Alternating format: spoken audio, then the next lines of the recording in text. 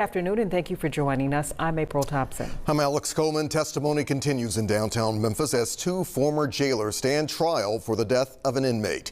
WREG's Raven Copeland is live at 201 Poplar, where an expert talked about the use of force applied to Gershon Freeman. Raven.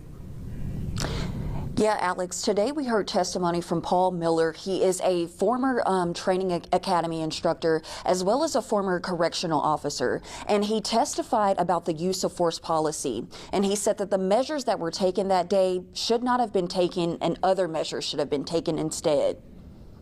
Questions over use of force continue as former Shelby County jailers Courtney Parham and Stephon Jones stand trial for the murder of inmate Gershon Freeman. Freeman's cause of death was ruled a homicide due to cardiovascular disease exacerbated by physical restraint and subdual. Wednesday, the jury heard testimony from Paul Miller, a training academy instructor who's considered a use of force expert. We try to verbally resolve situations, gain that voluntary compliance with our mouths, and before we're going to actually unintentionally or intentionally hurt somebody, issue chemical agent, have a use of force, we try to verbally resolve it. Miller then testified about the jail surveillance video, which shows Freeman's interactions with jailers before and after his death. There was a camera inside of Mr. Freeman's cell, and whether or not his behavior leading up to the officers walking up to serve him lunch was negative or poor,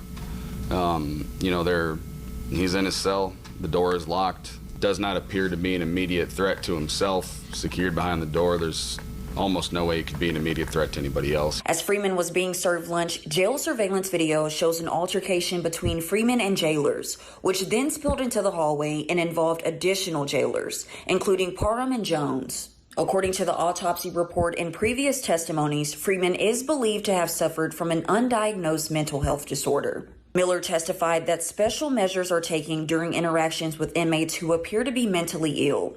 Measures that, according to Miller's testimony, jailers failed to do on October 5th, 2022. If I weren't getting anywhere, I might grab one of my friends, one of my coworkers, the medical staff, my supervisor, and kind of just go through that entire planned use of force process. Right now, the defense is cross-examining Paul Miller, who again is considered a use of force expert, and WREG has been following this case from the beginning and will continue to bring you live coverage from the trial on air and on WREG.com. Reporting live from 201 Poplar for your news leader, Raven Copeland, WREG News Channel 3.